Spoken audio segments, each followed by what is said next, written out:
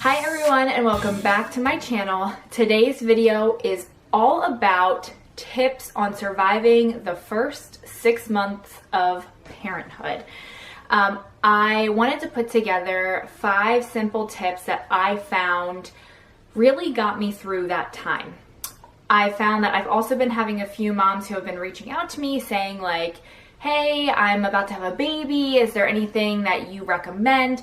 And actually someone at work, there's a few people at work that are actually pregnant. Someone in one of the departments that I support, they reached out to me as well and were like, hey, like, what do you think about this? Or what would you recommend? And it got me to thinking what truly got me through my first 6-ish months. And I just wanted to put together some tips for you. So before we get into it, make sure you go and subscribe, like, comment, share, the whole 9 yards. You know the deal. Yeah, let's get into it then. Okay, my first tip is to set a personal goal. I actually did this for the 3 months that I was on maternity leave. I wanted to set a goal that was realistic, that was super easy, and something that kind of just kept me going. So my goal was to be as active as possible. For those of you who know me personally, you know that I am very, very active. I love going to the gym. I'm just an active person overall. So my goal was to just continue that and to not let having a baby keep me either sitting on the couch or in the house or things like that. And I really wanted to incorporate Charlie into that sort of lifestyle. So we've been super active from the get-go, and that just keeping that goal in the back of my mind gave me a sense of purpose. And it made it for a really fun 3 months. I don't do well with sitting inside. I don't do well with being by myself. It's just not good for my mental health. So setting a personal goal that was really small, really attainable, that kept me going really helped, especially in those first 3 months. So anything you can do that maybe you used to do before baby, before pregnancy, something that you can, achieve very easily, set yourself up. See if you can do that. Give yourself a personal goal. Write it on a Post-it note, maybe in a planner, anything to keep you motivated and just to keep you happy. Something simple like that is really nice, a really nice way to just keep a smile on your face. Okay, so this one I'm gonna say is easier said than done, but it's really important to give yourself grace. Realizing that, especially if this is your first baby, realizing that every single day is going to be up in the air. You're just going to have to kind of get through it some days. Some days are going to be awesome. You have to give yourself grace. You also have to remember that if you're in that 2 to 3 week window of literally just giving birth, your hormones are going to be through the roof. You're going to cry at the drop of a hat. You're going to cry if it's sunny out. You're going to cry if it's raining out. You're going to cry just because you woke up in the morning. You're just going to be really emotional. And I want you to extend that from not only just that postpartum period, that like 2 to 3 weeks, but throughout your entire motherhood journey. You just have to give yourself grace. You're not going to know everything. You're not going to be perfect. And especially like I'm someone who expects perfectionism from myself. And if you're like that too, reminding yourself just to give yourself grace it keeps you sane.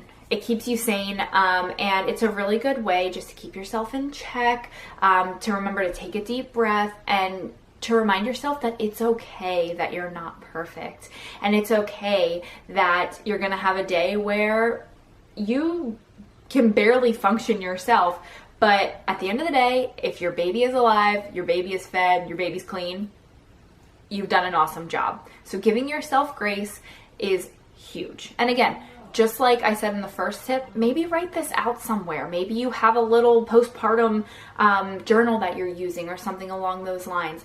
Write it out. Even write it on your mirror in the morning in your bathroom. Give myself grace. It gets hard, especially if you're alone. It gets hard. So just remember to give yourself some grace. Along with giving yourself some grace, this is huge. And I think as women, we tend to really go off of nonverbal cues instead of verbal cues. And the third tip is verbally ask for help. And this is something that I had to learn the hard way. I love my husband dearly, but him, like most men, they especially if it's their first child too, they're not going to get it. They're not going to understand if you're there holding a crying baby and giving them a death stare that means to do something. They're not going to get it, and they shouldn't have to get it. Just like you're going through this, they're going through it too. And just because they didn't give birth, it's all new. They don't know how to support you. You don't even know how to support yourself. They're getting to know your baby. It can be very messy, but if you make a conscious effort to verbally ask for help, you are going to see a huge difference, not only in your relationship as like a mother and baby and a father and baby, but a husband and a wife, or a boyfriend or girlfriend or fiancés, whatever that relationship is with who you're sharing this child with. You have to find a new way to communicate. So if you verbally ask for help, that is going to open so many doors for you and the person that you share your child with. I will say, this is actually something that my mom told me to do, that I actually have to ask for help. I struggle with that, not even just as a parent, just in general. I'm very type A, if you can't tell from all of these tips and the things that I've shared. Very type A. I'm very hard on myself. I would say I'm a perfectionist in a lot of ways. I trust myself more than I trust anybody else to get things done. So to actually have to ask for help is really, really, really hard. So that's why I'm sharing it as a tip. Just being real, it's not easy for all of us. And taking that first step, you're going to find it gets a lot easier. I even use the example, or I'll use the example of this past Friday. I was at work and I don't know what I was doing. I think I was emailing someone, and something just switched in my head, and I was like, wow, Chris and I have not gone on a date in a really, really long time, and I feel like we could use that. So I texted my mom and I said, hey, do you mind keeping the baby for like an extra hour or so? And she, of course, because my mom's awesome and my aunt, my dad, everybody that watches Charlie is awesome, they were like, sure, no problem. So I texted Chris. I said, hey, we're going on a date tonight. My mom's got the baby. Where do you want to go? So we grabbed dinner, and then we went and got the baby, and it was really cool. But just asking for help, something small, goes such a long way. And even if you don't have parents or a brother, sister, uncle, whatever that looks like, that is there to help you, asking who you do have for help will go a very, very, very long way. Okay, this one might not sit well with every mom, and that's okay, because every mom is different. But one thing that I found for myself is to take time for myself every single day. So what it was, especially in the beginning when Chris was back to work, because he only got like 5 days off and he had to take sick days. And of those 5 days, we were actually in the hospital for most of them because Charlie had to go back in the hospital. So he really didn't get any time at home with the baby. And we came home from the hospital the second time, and I was by myself basically. Besides, obviously, my parents, they live very close to us, which is awesome. But actually in my household, I was by myself. Chris and I did not have any time to figure things out. So what I would do is every single day, I'm a nighttime shower. That was my time. I would take, 5, 10, 15, if it was a hair washing night, like 45 minutes, to just sit in the shower and to unwind and to take that time for myself, where I knew that if Charlie would cry or anything like that, Chris was going to be the one on the starting lineup. He was the one that was going to take care of her. So I really got to de-stress. I got to take some deep breaths. I got to take care of myself. And now what I do, which has changed the game, is I actually wake up before Charlie and Chris. So I am still pumping, I'm still breastfeeding. So I wake up every day at 5:30, which I leave my house to go drop off Charlie between 7:10 and 7:15. So I used to wake up, get as much sleep as I could. I would wake up at like 6:10 or something. That's my dog. I don't know if you can hear that, but that scratching and sniffing is Nala. Anyway, I used to get up at like 6:10. I'd pump for 20 minutes. Hey, baby. And that screaming is my dad watching a hockey game. It's Super Bowl Sunday, and it's just like a whole sports day in our house. So sorry about that. Anyway, I would wake up and I would pump for 20 minutes and then I would go get ready. And by the time, like in the middle of getting ready, I was already rushed. I was cranky because I didn't have any sort of coffee. I didn't have any alone time. Charlie would wake up and then Chris would have to wake up and get ready for work as well. So we didn't really have a good system, but within the past month, I actually implemented a morning routine where I wake up at 5:30 and then I go downstairs. Whereas before I used to pump in our bed and I would actually sometimes just set my alarm and fall back asleep.